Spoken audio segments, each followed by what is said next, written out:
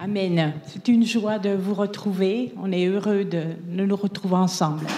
Moi, je suis pas née dans une famille chrétienne. Mes parents, ça n'allait pas entre eux. Donc, il y avait la bagarre tout le temps à la maison. Mon père vivait sa vie. Donc, lui, il passait son temps avec les copains, partait en Suisse. On habitait du côté de Montbéliard. Et on voyait toujours mon père, ma mère se battre et tout. Et nous, déjà, on était séparés de la famille parce que la famille était dans le midi et nous, on était dans l'est. Donc, on se retrouvait déjà un peu tout seul, même au moment de Noël et tout. Et on manquait de famille, quoi. Et puis, maman, une fois, elle est tombée malade. Donc, elle a cherché par tous les moyens à être guérie. Donc, elle est allée voir des guérisseurs, elle est allée voir des médecins qui lisaient les maladies dans les yeux. Enfin, nous, on était là, on regardait, on se demandait. Et puis, un jour, elle a eu un prospectus, mission Zigane, imposition des mains aux malades. Alors là, elle s'est dit, je vais aller voir là aussi. Donc, elle est arrivée dans les réunions. Et quand ils sont revenus, il dit, demain on y retourne, après-demain on y retourne. Alors, mon père était très jaloux. Il se méfiait toujours. Il disait, mais tu vas aller mettre ton lit là-bas, dormir là-bas, qui tu vas voir? Enfin, ça faisait des bagarres. Et maman, elle avait acheté quand même des disques. À l'époque, c'était les disques, les cassettes. Elle les laissait sur la table. Et mon papa, il nous l'a dit après, il les écoutait. Donc, un jour, comme il voyait que maman allait tout le temps en réunion et tout, et que mes sœurs commencent à y aller, moi, je dis, j'aimerais bien y aller aussi. Mais donc, on a commencé à aller comme ça. Et un jour, moi, j'y suis allée dans cette réunion. Et quand je suis arrivée, j'ai déjà vu la famille que j'avais pas, je l'ai trouvée là. Et j'ai dit, mais ce qu'on n'avait pas, la famille, voilà. Et donc, j'étais contente d'y être allée. Et mon père, après, une fois, il est allé aussi voir, parce qu'il voulait voir maman où elle allait. Et mon père, il s'est converti ce soir-là. Et il a donné sa vie à Jésus. Alors, il a commencé à abandonner les copains, il a commencé à donner son salaire, parce qu'on était déjà 8 enfants à l'époque. Et après, on a été jusqu'à 11. Mais donc, mon père, moi, je l'ai vu totalement changer. Il n'y avait plus la bagarre avec maman. Parce que maman, on se sauvait en pleine nuit chez les sœurs catholiques. Et je crois que moi, ça m'a touchée quand même. Parce qu'ils nous accueillaient. Que ce soit à 2h, 3h du matin. Nous, on partait, elle nous accueillait. Dieu nous a protégés, là. Et même au moment de Noël, à Pâques, elle nous donnait des colis, même des colis de vêtements. Et ça j'avais la crainte de Dieu à cause de tout ça. Parce que je me dis, Dieu, il prend soin de nous. Et alors mon père complètement changé, il a commencé à ouvrir la maison et on faisait des réunions de prière à la maison. Alors ça, c'était vraiment formidable, quoi. Et moi, j'avais soif de tout ça. Et maman toujours disait, allez, il y a une mission de Zigane parce que les Ziganes, ils faisaient des réunions tous les soirs. Ils mettaient le chapiteau dans chaque ville. Et tous les soirs, maman, elle y allait. Qui veut aller? Moi, j'étais toujours prête à partir avec elle. Et c'est là, j'ai donné ma vie à Jésus. J'ai commencé à lever la main. Mais à un moment donné, j'étais résistante, quoi. Je ne savais pas trop comment faire. Mais Dieu m'a montré que si je donnais ma vie à Jésus, on ne le regrette pas. C'est les plus belles des choses qu'on puisse faire. Surtout, j'avais 14 ans à l'époque. Et c'est vrai qu'on ne le regrette pas parce que Dieu nous dirige dans tout ce qu'on fait après. C'est Dieu qui tient notre vie dans sa main, quoi. Et bon, alors mon papa s'est converti, ma maman s'est convertie, mes sœurs se convertissent, moi aussi. Donc on était toute la famille qui allait aux réunions. Et moi, j'ai vu totalement changer notre famille. C'était une vraie famille après. Et j'ai jamais regretté d'avoir donné mon cœur à Jésus, même pour le mariage. Dieu, il conduit. Et c'est vrai qu'il a conduit notre vie et on n'est jamais déçus.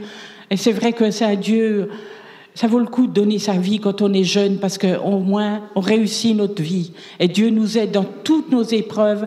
Et c'est vrai que quelle joie de lui appartenir. Il est fidèle et véritable. Et merci Seigneur pour tout ce qu'il a fait dans notre famille. Amen. Amen.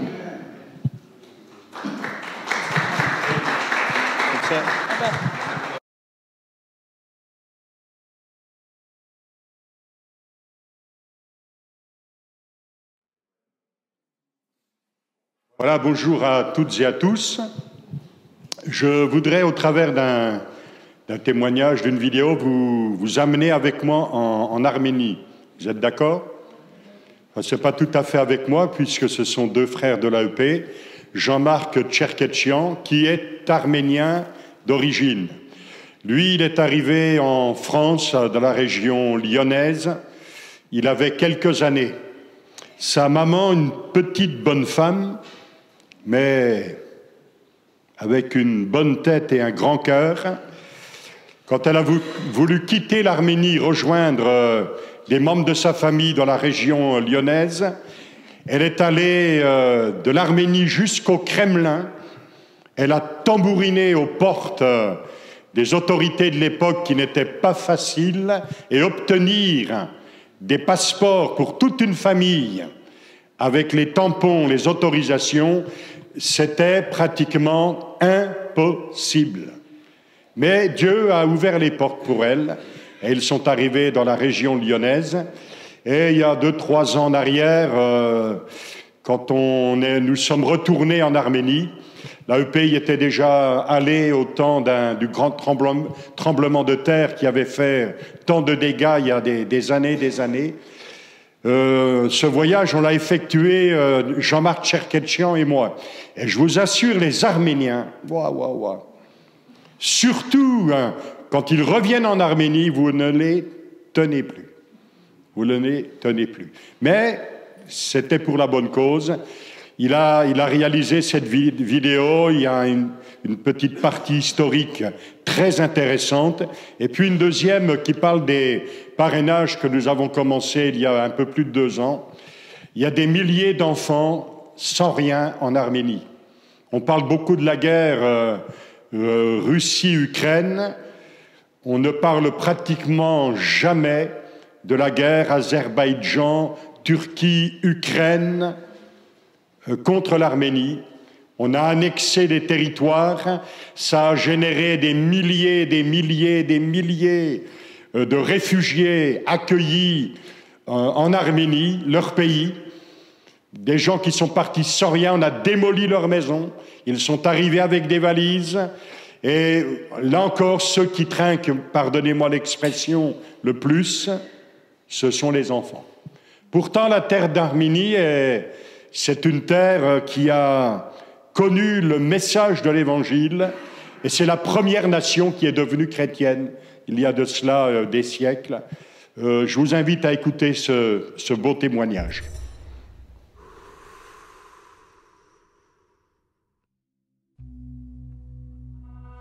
La terre d'Arménie, retour aux racines de notre humanité. 40 jours d'un déluge déferlant, l'immersion totale des plus hauts sommets, 150 jours d'immersion planétaire. Et puis voici le temps de la restauration, le temps de la seconde chance, le temps du recommencement. Dieu se souvint de Noé. Les eaux s'apaisent, le Créateur choisit de déposer l'arche sur les montagnes d'Ararat. Une attente de plusieurs semaines, puis, à sa 101e année, Noé reçoit de Dieu l'ordre de sortir de l'arche. C'est là qu'il pose les pieds, là, sur une terre qui allait plus tard devenir celle du peuple arménien. C'est là que Noé bâtit un autel à l'Éternel. C'est là que Dieu bénit Noé et ses fils et leur dit « Soyez féconds, multipliez et remplissez la terre ».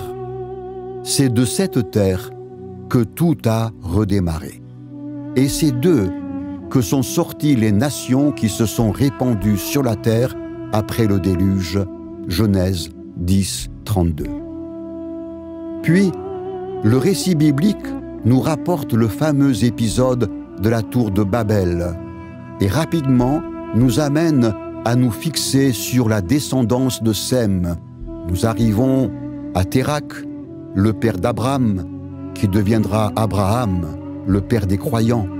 Le grand plan du salut de l'humanité que Dieu avait préétabli suit son cours. Jésus, le Sauveur promis, est venu.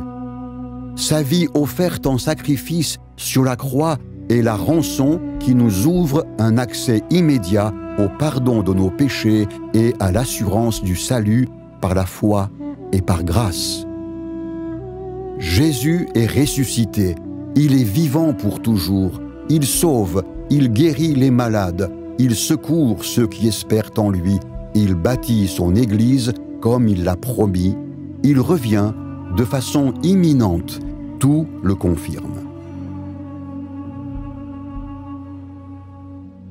Le 30 septembre 2020, l'Azerbaïdjan déclare la guerre à l'Arménie. La Turquie, l'Ukraine, la Syrie, le Pakistan et l'Afghanistan ont conjugué leur potentiel militaire, stratégique et technologique contre une armée arménienne bien esseulée. L'armement vétuste et défaillant fourni par la Russie rendait inéluctable la défaite des résistants arméniens. Au-delà des enjeux politiques, nous discernons les intérêts spirituels. De toute évidence, la ferveur de la foi chrétienne qui caractérise plus de 70 000 Arméniens de Pentecôte dérange. Elle dérange l'adversaire des âmes, elle dérange les pouvoirs allergiques à l'Évangile. Aujourd'hui, et malgré un cessez-le-feu d'apparence, des agressions azerbaïdjanaises se multiplient sur des secteurs frontaliers sans que l'opinion publique n'en soit émue. Le peuple arménien demeure sous une menace de chaque instant. Le silence étonnant des médias n'enlève en rien à l'urgence de la situation à laquelle est confronté ce peuple. De plus, l'Église traditionnelle a réussi à faire voter une loi anti-témoignage, une loi qui interdit de proposer l'Évangile à une tierce personne. Nous sommes bien dans un combat spirituel. Prions pour l'Arménie. S'agissant de l'AEP, son cœur de mission, consistant à répandre la Bible dans les pays de persécution et à secourir les croyants de ces mêmes pays, nous avait déjà amenés à intervenir en Arménie, notamment au lendemain du terrible tremblement de terre de 1988. 3 ans plus tard, ce fut la dissolution de l'URSS. L'Arménie est alors devenue une république indépendante sans y être nullement préparée. D'un coup, d'un seul, toute l'activité économique du pays s'est bloquée. Les immenses usines de l'ère soviétique ont fermé. La faillite a plongé le peuple arménien dans une misère et une pauvreté indescriptibles. Avec 82% de chômage, un flux migratoire a poussé des milliers d'Arméniens vers l'Europe de l'Ouest et notamment la France. Face à cette situation, l'AEP a initié quelques actions ponctuelles en témoignage de notre solidarité fraternelle. Plus près de nous, depuis la guerre d'octobre 2020, plus de 6 000 jeunes soldats ont été tués, 10 000 soldats définitivement estropiés, 100 000 Arméniens sauvagement chassés du Haut-Karabakh. Des maisons perdues, des églises détruites, voici la tragédie qui a foudroyé le peuple arménien dans l'indifférence générale. Les assemblées de Dieu de France ne pouvaient pas rester sans réagir. Par l'intermédiaire de l'AEP et de l'ASEP, nous avons immédiatement exprimé concrètement aux églises d'Arménie et au peuple arménien notre profonde solidarité fraternelle. L'humilité et la consécration des responsables d'église, la ferveur et la générosité des croyants, et en même temps la frappante insuffisance des moyens dont ils disposent, nous ont fortement touchés. C'est ainsi que nous avons ressenti la nécessité d'apporter une aide en faveur des enfants de familles particulièrement frappées par le deuil et la douleur. L'idée des parrainages d'enfants, sous le couvert de l'ASEP, répond parfaitement à la situation. L'opération est lancée depuis l'été 2021. Lors de la toute dernière mission de juillet, nous avons été amenés à visiter le quartier de la grande malchance. C'est ainsi que l'on peut traduire ce secteur de la ville de Yerevan, la capitale de l'Arménie. Le quartier appelé Tchahbar, la grande malchance, le quartier de la grande malchance. Nous y avons rendu visite à une famille de croyants dans le cadre de notre mission. C'est un autre monde. C'est le monde des rejetés, le monde des méprisés.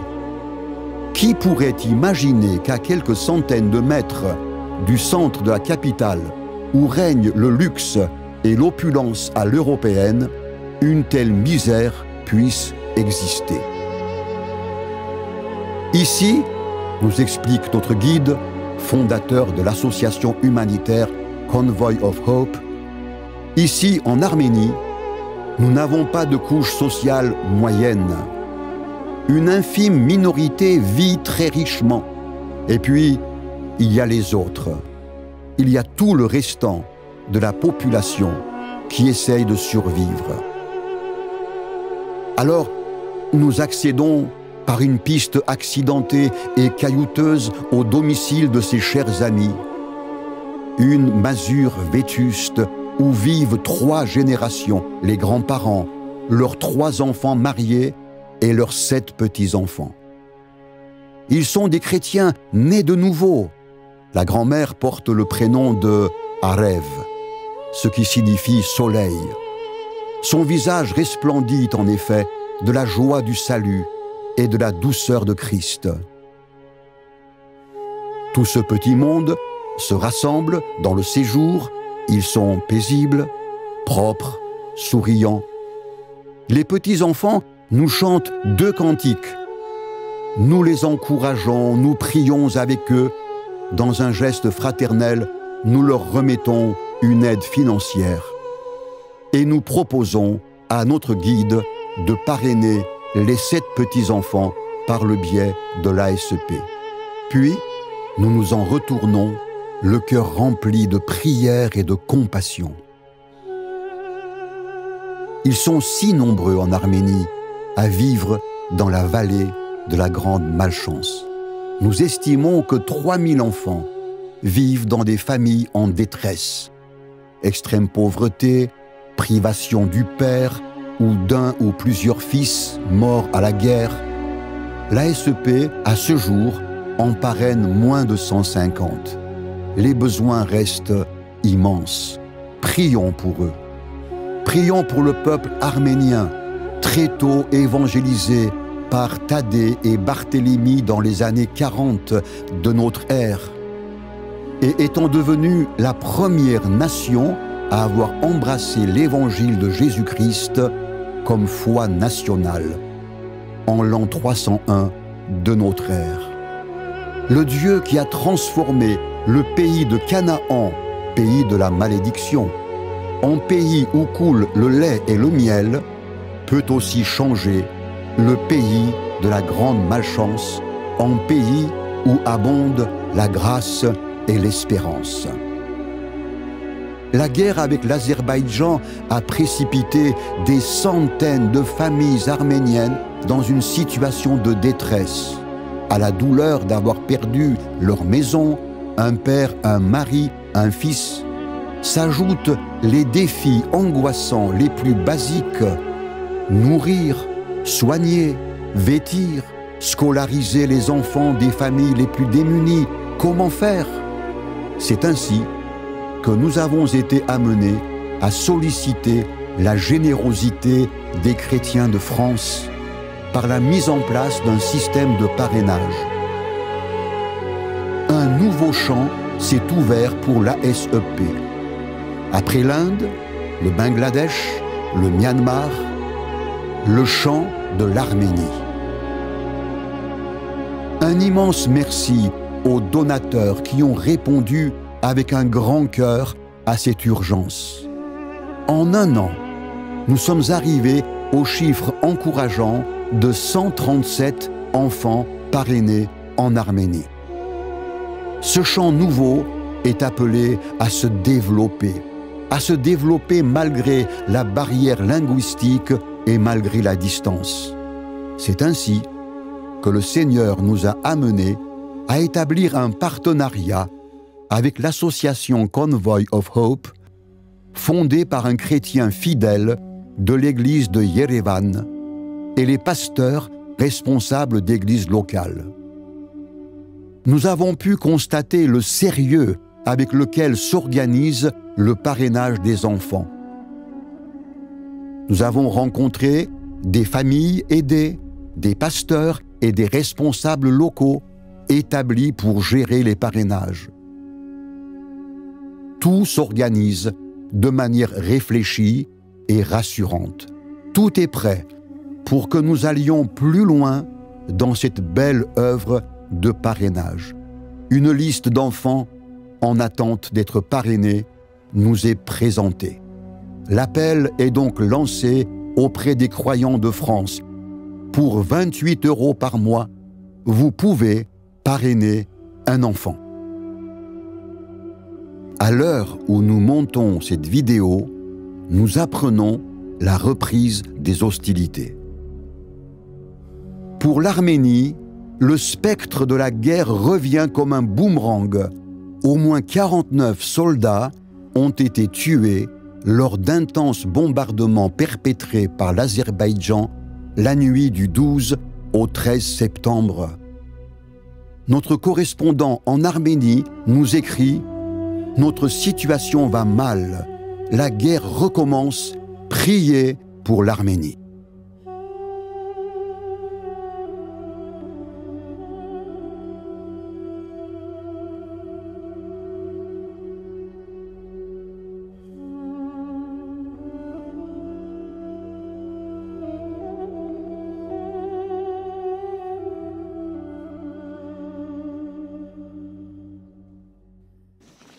Je me souviens de ces temps de mission en Arménie avec Jean-Marc.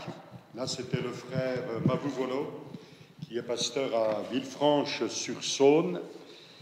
Et je pense que c'est la 4e mission en presque 2 ans, 2 ans et demi.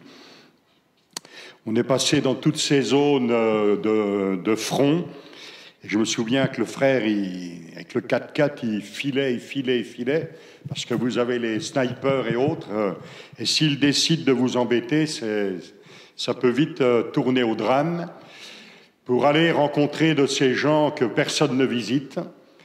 Et en relation dans les villes, les villages, avec des pasteurs qui s'en occupent, on peut établir des têtes de pont et commencer à aider de ces familles parmi les plus pauvres, qui rejoignent les églises, qui viennent écouter l'Évangile, qui se donnent au Seigneur, et puis tous ces enfants. Je me souviens aussi de ces familles que nous avons visitées, pastorales aussi, quelques mois après la guerre, qui nous disaient « j'ai perdu un fils ». Une autre famille, on a perdu nos 2 fils. Et dans les salles à manger, avec ces photos, ces quelques fleurs, et puis ces gens qui prient, et loin d'en vouloir à Dieu, loin de murmurer contre le Seigneur, au contraire, bénissaient Dieu de ce que leurs enfants avaient entendu parler du message de la grâce, s'étaient donnés au Seigneur et sont allés auprès de lui. Et dans ces familles, j'ai entendu ces croyants qui, dans leurs larmes et dans leurs sanglots, bénissaient néanmoins le Seigneur. Et ça me rappelait ces paroles qu'on trouve dans le livre de Job. L'Éternel a donné, l'Éternel a ôté, que le nom de l'Éternel soit béni. Alors c'est quelque chose de le lire. Ça doit être quelque chose de le vivre. Et c'est aussi quelque chose de l'entendre. Donc voilà, on a décidé d'ouvrir ces parrainages. C'est un petit commencement, mais ça avance. C'est vrai pour les autres endroits où nous parrainons les enfants, grâce aux chrétiens, grâce à vous. Et un grand merci aussi pour votre intérêt, vos prières et votre générosité à l'égard de l'Ukraine. Il y a 15 jours, nous étions en mission avec le pasteur Bruno Astier, qui est de Draguignan. Et à nouveau, on a pu visiter des églises en Ukraine, que ce soit dans le centre ou que ce soit vers le sud. Ils sont tellement reconnaissants à nos assemblées, à nos chrétiens, pour ce qui a été mis en place, pour l'aide, pour les prières, et de nous dire vous êtes avec nous.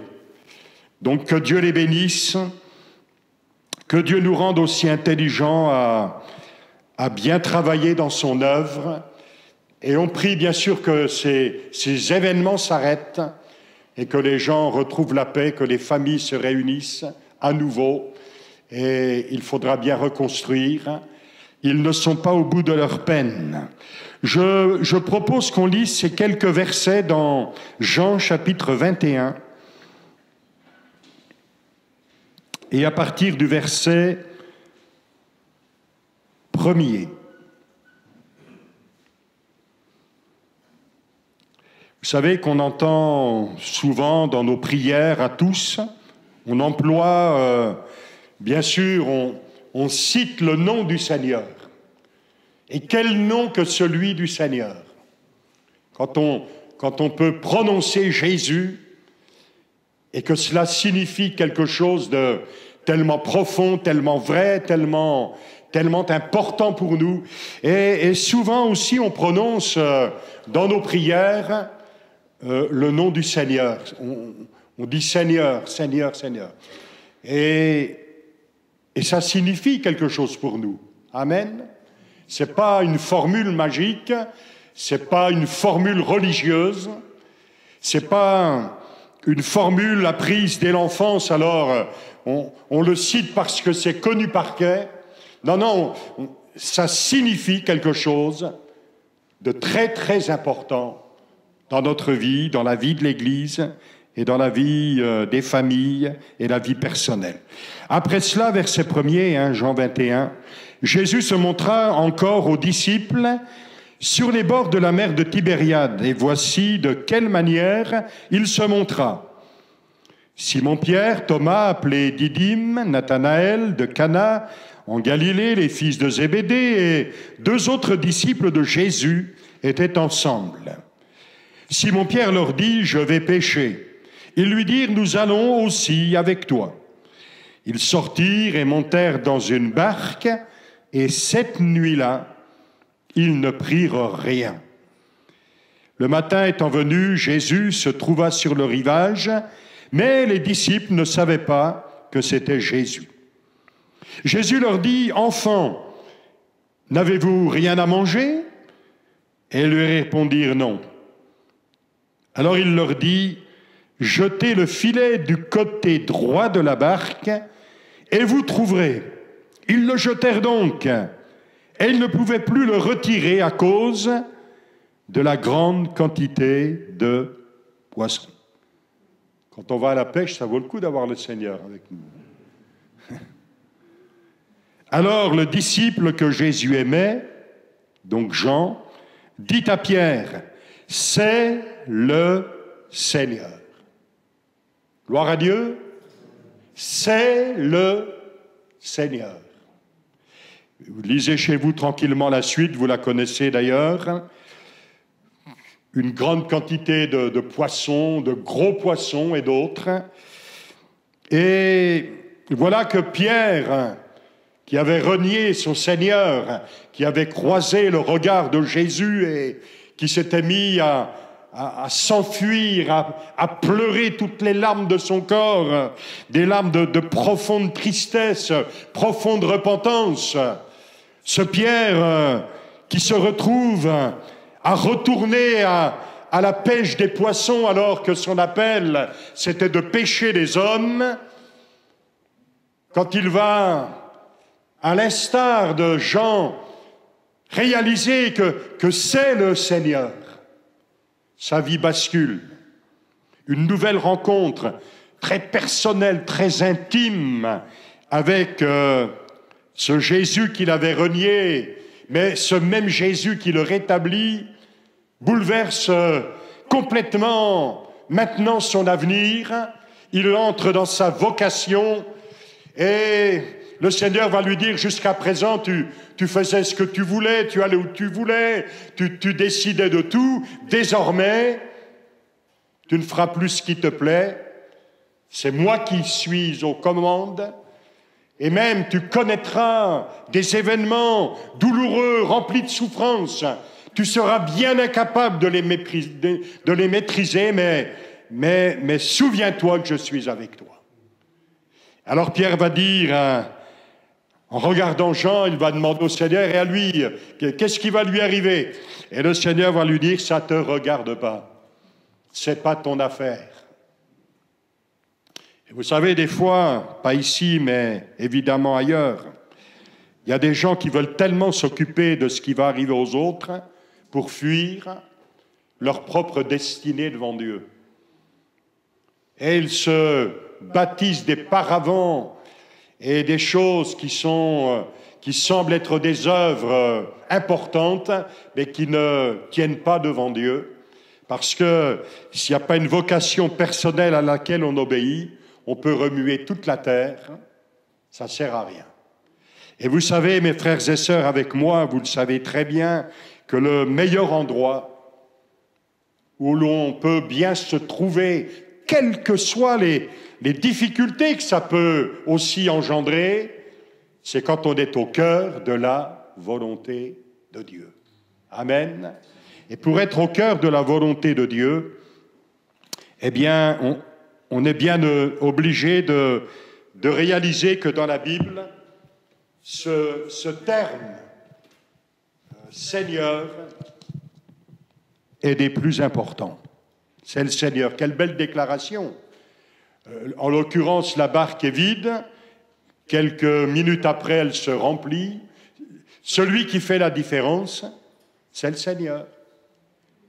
Et ce matin, tu es peut-être entré dans ce lieu avec un désespoir, une profonde tristesse, une épreuve qui dure, peut-être une maladie terrible qui lie ton corps. Tu es peut-être là avec un drame personnel dont tu n'oses peut-être même pas parler. Mais celui qui est au milieu de nous, c'est le Seigneur. Et ça peut faire toute la différence dans ta situation. Combien sont repartis d'un lieu de réunion alors qu'ils y étaient entrés fatigués, chargés, n'osant même pas ouvrir la bouche, les yeux remplis de larmes, et puis sont repartis avec une joie profonde, parce que la main du Seigneur s'était posée et sa grâce avait visité ses frères et sœurs. Gloire à Dieu. Oui, faisons de nos rencontres un lieu de visitation du Seigneur dans notre vie. Et ne ratons pas cette visitation parce que ça change tout. Que Dieu soit béni. Que toute langue confesse que Jésus est Seigneur, à la gloire de Dieu, le Père. Ce terme Seigneur qu'on attribuait aux divinités païennes à Rome, eh bien, pouvait engendrer quelquefois des difficultés chez les nouveaux disciples de cette nouvelle secte. Parce que quand les gens se rencontraient et se saluaient, alors ils disaient pas « Bonjour, comment ça va ?» Ils disaient « César est le Seigneur ». Mais quand les chrétiens entendaient cette salutation et que l'autre attendait la réponse, ils disaient « Non, Jésus est le Seigneur ». Alors ça a engendré pas mal de confrontations, ça a engendré pas mal de persécutions, et qu'on le veuille ou non, c'est la même chose aujourd'hui. Quand on affiche qu'on croit en Jésus, vous avez remarqué ce que ça engendre souvent? Des petits sourires, des grimaces, les gens se déforment le visage. Ça peut engendrer des colères, ça peut engendrer des rivalités, ça peut engendrer de la violence. J'ai dit vendredi soir, Sam Maloney m'a parlé de ces 8 familles chrétiennes qui, après le culte, retournant dans leur maison, n'ont plus rien trouvé. C'était incendié. Ils ont pratiquement et heureusement seulement sauvé leur vie. Quand on affiche sa foi, ça peut engendrer bien des difficultés. Ne pensons pas que nous sommes à l'abri et ne cherchons pas trop à nous mettre à l'abri. Je ne dis pas qu'il faut faire n'importe quoi. On n'a pas à provoquer. On a quand même besoin d'être sage et intelligent. Mais quand on est né de Dieu, on devient un disciple qui rend témoignage du Seigneur. Et le baptême dans le Saint-Esprit et le parler en langue et les dons, ils sont faits pour faire de nous des témoins, qui littéralement veut dire martyr. Et nous rendons témoignage du Seigneur dans la puissance du Saint-Esprit, et les gens sont touchés, se tournent vers le Christ, d'autres sont en colère et nous en veulent, mais c'est comme cela qu'avance le royaume de Dieu. Et en tant qu'Église, nous voulons dire oui au Seigneur. Le terme qui revient le plus souvent dans la Bible, facilement plus de 60 fois, c'est le terme Kyrios, en parlant de celui qui a la souveraineté, celui qui domine, celui qui exerce le pouvoir, la domination, le Seigneur. Et quand Jésus a laissé ces deux paraboles, celle des mines et des talents, dans ces deux paraboles, il est question, au retour de celui qui avait confié l'argent et le service à des serviteurs, celui qui revient et qui va demander des comptes, les gens vont dire « Tu m'avais confié cela, Seigneur, je te rends tant. » Et puis, dans les deux paraboles, il y a des serviteurs défaillants qui, au lieu d'avoir fait valoir, ont enfoui leur talent, ont fait autre chose avec, mais au moment de rendre les comptes, c'est zéro. Et la Bible dit, ils sont éjectés. Quel dommage! Ça doit nous enseigner cette crainte de Dieu, parce que on a tous, avec le salut, reçu une même valeur à faire valoir, c'est celle de notre nouvelle vie en Christ. Il y a, je crois, un titre de livre qui dit « Une vie qui parle ». Pas seulement des mots, mais une vie.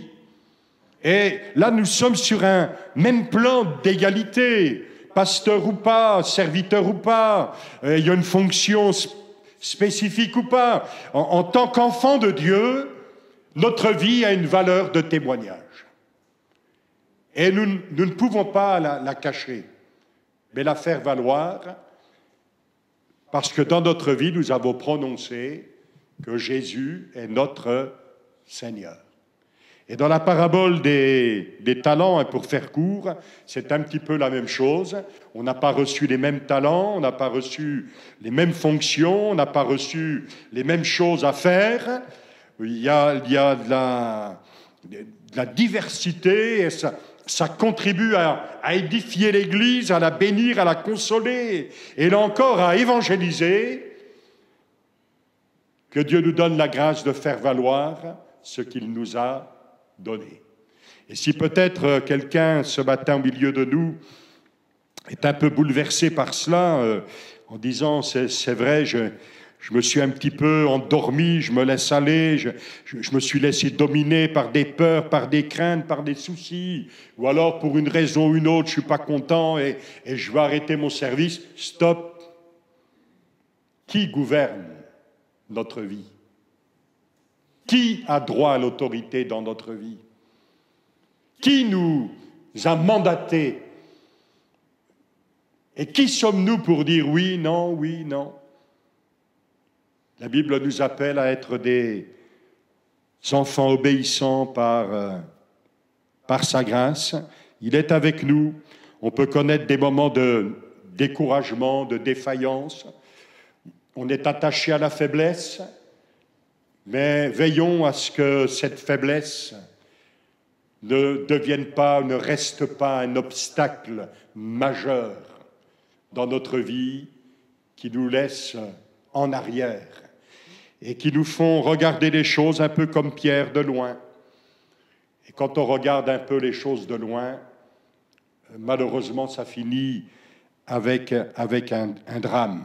Oui, pour les premiers disciples, dans la balance de leur vie, j'ai noté cela, Jésus pesait plus que César et qu'eux-mêmes. Un autre terme, c'est un terme qui signifie maître, didaskalos, celui qui enseigne. Celui qui a la souveraineté, mais celui qui a la souveraineté, c'est aussi celui qui parle, c'est celui qui commande. C'est écrit dans la Bible qu'il donne ses ordres à ses disciples. Et quand dans nos vies nous prononçons ce terme, ça veut dire que nous acceptons sa souveraineté, sa domination. Il peut l'exercer sur notre vie, dans notre vie, et nous acceptons bien sûr ce qu'il nous dit au travers de sa parole qui est notre fondement. Puisque Jésus dit, ce n'est pas seulement ceux qui disent « Seigneur, Seigneur » qui plaisent à Dieu, mais ce sont ceux qui honorent celui dont ils prononcent le mot. Jésus, par exemple, va dire « Vous m'appelez Maître et Seigneur, vous dites bien, je le suis. Si donc je vous ai lavé les pieds, moi le Seigneur et le Maître, vous devez aussi vous laver les pieds les uns aux autres, car je vous ai donné un exemple afin que vous fassiez comme je vous ai fait. En vérité, je vous le dis, le serviteur n'est pas plus grand que son Seigneur, ni l'apôtre plus grand que celui qui l'a envoyé. Si vous savez ces choses, vous êtes heureux, pourvu que vous les... Vous avez lu toute la fin du verset? Oui, ça vous est arrivé un jour, que vous les... Voilà. Et qui sait les choses mieux que lui? Qui peut les sonder dans ma vie? Nous, il y a ce qu'on voit, il y a ce qu'on ne voit pas. Il y a aussi, quelquefois, le fait qu'on voit mal, on s'est trompé. Ça arrive à tout le monde. Quelquefois, on a un œil sur les autres, trompeur. Les apparences, souvent, nous atteignent et on peut se faire avoir. Là aussi, il y a de la faiblesse en nous. Mais, voilà, le Seigneur fait son œuvre en nous et de transformation, il nous appelle à le suivre, à faire comme lui. Il nous a donné un exemple pour qu'on puisse le suivre. Et en l'occurrence, se laver les pieds les uns les autres, c'est intéressant de faire chauffer un peu d'eau et puis de se nettoyer les pieds. Mais vous avez tous compris, on l'a compris depuis longtemps, ça va au-delà des gestes pratiques. C'est le relationnel, c'est comment nous vivons avec les autres. Ça parle d'accueil, ça parle d'aide, ça parle de soutien, ça parle d'amour fraternel, d'amour authentique. Et dans ce domaine, on progresse de jour en jour. On avance. La Bible dit que toute chose concourt au bien de ceux qui aiment Dieu et que le but de ces choses qui travaillent ensemble et de nous amener à la ressemblance de Jésus, pour que les gens nous voient vivre comme il vit. Gloire à Dieu. Et c'est une façon d'honorer le Seigneur. Or, le Seigneur, c'est l'Esprit. Et là où est l'Esprit du Seigneur, là est la liberté. Ça n'a jamais voulu dire chacun fait ce qui lui plaît.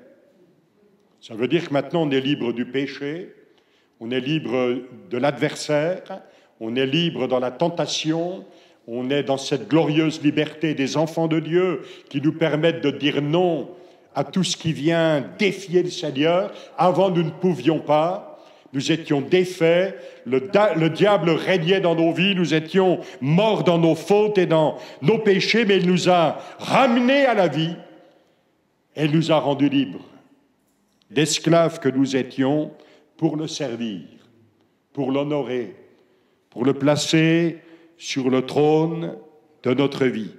Et puis, la Bible ajoute, Paul dit, Ouais, là est la liberté, nous tous dont le visage découvert reflète la gloire du Seigneur, nous sommes transformés en la même image, de gloire en gloire, par l'Esprit du Seigneur.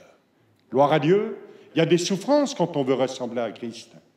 Il y a des tentations qui surgissent dans notre vie. Il y a des combats à livrer. La chair en nous, elle revendique toujours la place, la première place.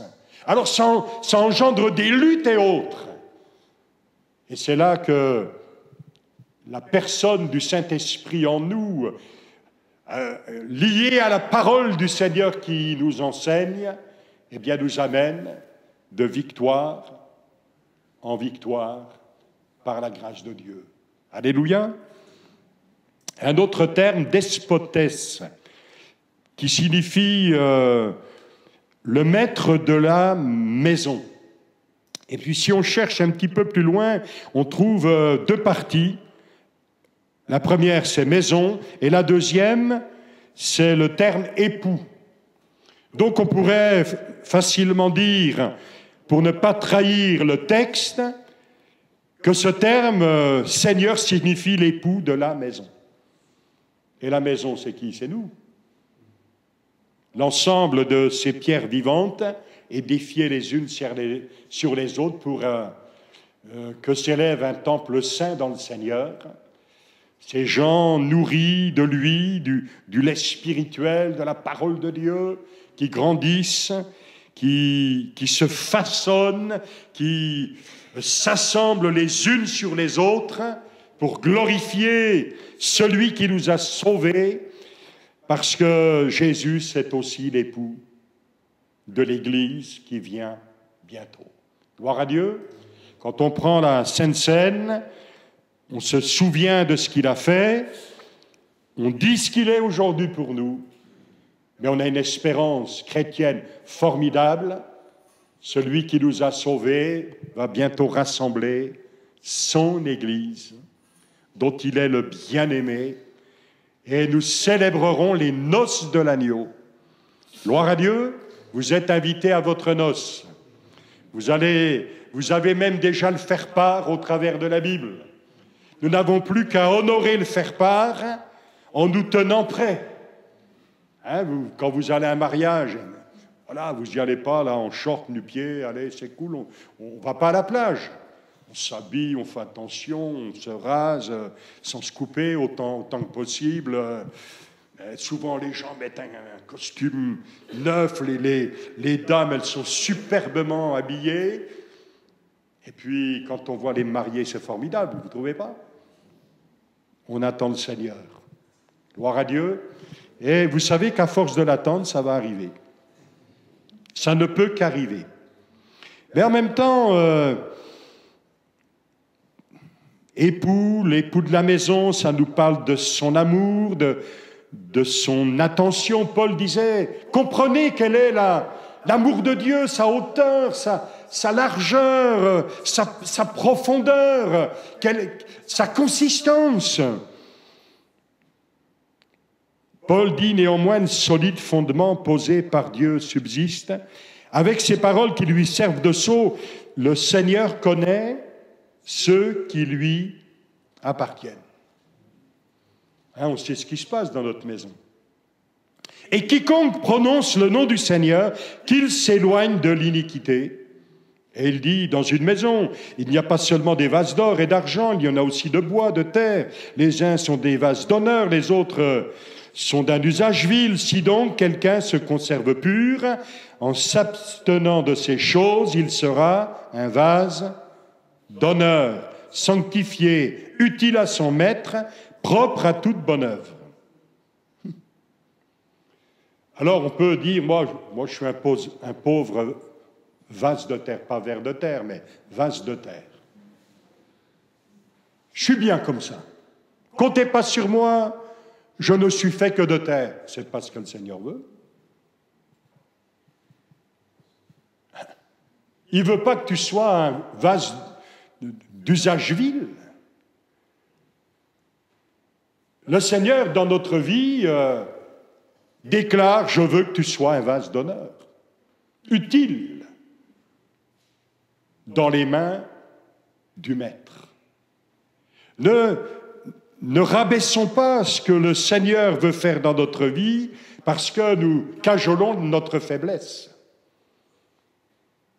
Oh, c'est difficile d'être chrétien. Il faut qu'on arrête avec ça. Il a placé en nous une vie extraordinaire qui nous change, qui nous transforme, si nous le voulons bien. Combien de fois nous entendons, même notre propre cœur dit « je peux pas, je peux pas, je peux pas, je peux pas ». Ou des gens qui, sous une forme apparente d'humilité profonde, en réalité deviennent comme des paillassons dans leur vie. Non, Dieu nous appelle à relever la tête. Il dit même quand vous verrez des tas d'événements qui font peur, prenez courage, relevez la tête. Le péché couche à ta porte, mais s'il frappe trop fort, renvoie-le. Le Seigneur ne nous dit pas, reste faible toute ta vie. Et puis, pleure toute ta vie ou pleurniche toute ta vie, non. Dieu fait de nous des vases d'honneur utiles dans ses mains. Est-ce que j'ai répondu oui au Seigneur dans ce genre de choses? Nous devons bien sûr faire attention, et nous le souhaitons, chacun de nous le souhaite, faire attention à ces mots que nous employons, parce que c'est important, c'est important. Quand Siméon a vu cet enfant dans les mains des parents, il a dit, tu laisses ton serviteur, Seigneur, tu laisses ton serviteur aller en paix.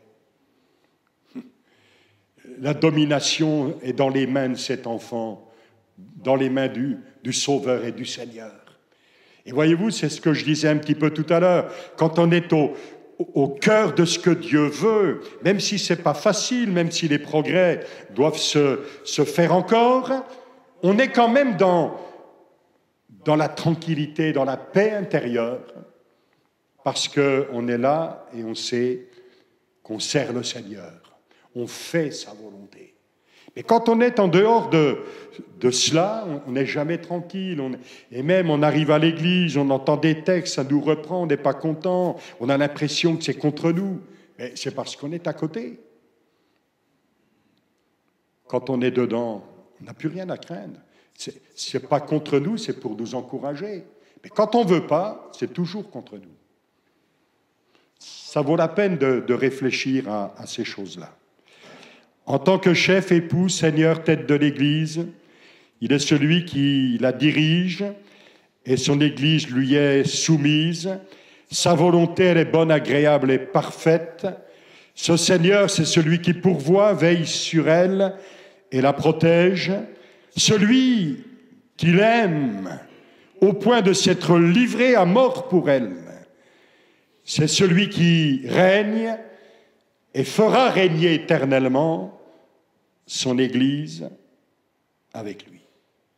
Jésus ne règne pas encore totalement, et il ne régnera pas encore totalement tant que l'épouse ne sera pas à ses côtés pour régner avec lui. Quand même, quelle grâce et quel honneur le Seigneur nous fait avec de telles déclarations dans la Bible. Vous savez que ce terme a donné ce mot, enfin ce terme despotesse, a donné le mot despote, qui a perdu sa signification du début et qui aujourd'hui signifie tyran. Et des despotes, il y en a dans le monde. Mais pour le Seigneur, c'est pas un tyran dans ma vie. C'est un maître aimant. On se souvient de ces paroles écrites où on rendait témoignage. D'autres maîtres que toi ont régné sur nous. Et c'était tellement difficile. Mais aujourd'hui, c'est le règne du Seigneur qui nous assure un présent et un avenir extraordinaire avec lui. Même au sein des difficultés, il nous aime, il nous le montre et on le reçoit avec reconnaissance. Un autre terme, celui, épistates, celui qui se tient au-dessus. celui qui est sûr dans sa domination, à la tête, qui préside. Il possède toute autorité. Son pouvoir est au-dessus de tous les autres pouvoirs. Il a autorité sur la nature, la maladie, le péché, son pouvoir tyrannique, le diable et les démons. Les miracles et le surnaturel biblique ne sont pas des fables, mais une glorieuse réalité. Oui, il est sorti vivant du tombeau et il règne sur tout. Maître, nous avons travaillé toute la nuit, mais sur ta parole, on jettera le filet et le miracle se produit. Maître, maître, nous périssons. Les disciples dans la barque. Jésus parle au vent, calme la tempête. Maître, la foule t'entoure et tu dis, qui m'a touché? La femme à la perte de sang. Il savait qui elle était et voulait l'amener plus loin. Parce qu'il sait tout de nous. Dans une foule, je ne suis pas perdu à ses yeux. Et je ne suis pas caché à ses yeux. Et quand bien même une foule d'événements, de circonstances contraires serait là pour me presser, m'oppresser, il me ferait parvenir jusqu'à lui, toucher le bord de son vêtement et voir sa gloire. Il est au-dessus de tout. Jésus, Maître, aie pitié de nous, ces 10 lépreux. Un seul est revenu avec un cœur reconnaissant. Mais il citait ce terme Seigneur, espérant dans la bonté de Dieu pour eux. Ils n'ont pas été déçus. Et puis les disciples qui ont la grâce de gravir la montagne, qu'on a appelée celle de la transfiguration, vont finir par dire, Maître, il est bon que nous soyons ici. Vous ne trouvez pas qu'il est bon qu'on soit ici? Gloire à Dieu, dans la présence de notre Maître. Nous comprenons le centenier quand il dit, dans sa prière, dis seulement un mot, et mon serviteur qui est malade sera guéri. Un mot. Et quand c'est lui qui prononce ce mot-là, ça change tout. Est-ce que tu as besoin que le Seigneur prononce un mot particulier dans ta vie? Eh bien, demande-lui. Il n'a pas changé. On peut venir vers lui. Jésus est le commencement et la fin, il est le premier et le dernier, il commande, tout est enfermé en lui. Et ma vie, elle est enfermée dans sa présence. Il a commencé, frères et sœurs, en nous une œuvre qu'il rendra parfaite et qu'il achèvera. Je termine par ces quelques expressions bibliques. Dans la Bible, on trouve un seul Seigneur. Le même Seigneur, il ne fait pas de différence non plus. Au nom du Seigneur, ou alors le nom du Seigneur, en son nom, pour le nom du Seigneur. Il y a toutes sortes de bénédictions liées au Seigneur, grâce, paix, intelligence, délivrance, éducation spirituelle, connaissance de nos vies. Moi, j'ai tous les termes bibliques, mais je ne veux pas prolonger, bien sûr, ce temps de méditation. La Bible dit que nous nous sommes consacrés au Seigneur, que je vive ou que je meure, je lui appartiens. Gloire à Dieu. Notre sanctification, elle s'opère dans le Seigneur et par lui. D'ailleurs, cette expression dans le Seigneur est une expression biblique. Concernant le mariage, dans le Seigneur, c'est clair et net. Il y a des gens qui veulent nous inventer des trucs. Ils veulent nous dire, oh, mais le Seigneur m'a parlé, moi c'est comme ça, il n'y a pas de problème, ça va réussir. Mais ce n'est pas biblique. Les gens font ce qu'ils veulent, de toute façon, ils font toujours ce qu'ils veulent, les gens. Moi, j'ai même des gens qui m'ont dit, je sais que je fais mal, mais tant pis. Mais j'ai entendu ça. Alors moi je dis aux gens, je vous ramasserai la petite cuillère. Et c'est ce qui arrive. Et des fois la cuillère, vous savez, elle est petite. Hein. Donc les gens, ils s'embarquent dans des affaires, ils voudraient nous embarquer, nous. Ils cherchent des chrétiens pour parler comme eux. Ils nous enquiquinent les pasteurs à droite et à gauche dans les églises, tout simplement parce qu'ils défient la parole de Dieu. Ben, débrouillez-vous. Hein. Oui, vous avez des yeux, vous pleurerez. Et ce n'est pas quelques soi-disant réussites qui vont changer le message biblique. Donc, le travail dans le Seigneur, se fortifier dans le Seigneur, la soumission des enfants dans le Seigneur, travailler dans la crainte du Seigneur, se réjouir, se saluer. L'espérance de l'Église, c'est d'être auprès du Seigneur, toujours avec lui. L'Esprit et l'Église disent « Viens, Seigneur Jésus ». C'est la dernière prière biblique, ça.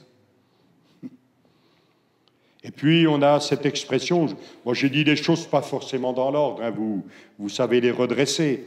Et puis, c'est tellement incomplet en un temps de prédication de dire beaucoup de choses et de les assimiler. C'est l'histoire de notre méditation avec la parole de Dieu, c'est notre relation, notre communion avec lui. Selon le Seigneur, jugés selon le Seigneur. Nous serons jugés par lui. Nous sommes élus par le Seigneur. Et puis, considérons toute la place du ministère du Saint-Esprit lié à la personne de Jésus, puisqu'il est dit qu'il va prendre de l'Esprit, où l'Esprit va prendre de Jésus pour nous le communiquer. C'est pas formidable, ça?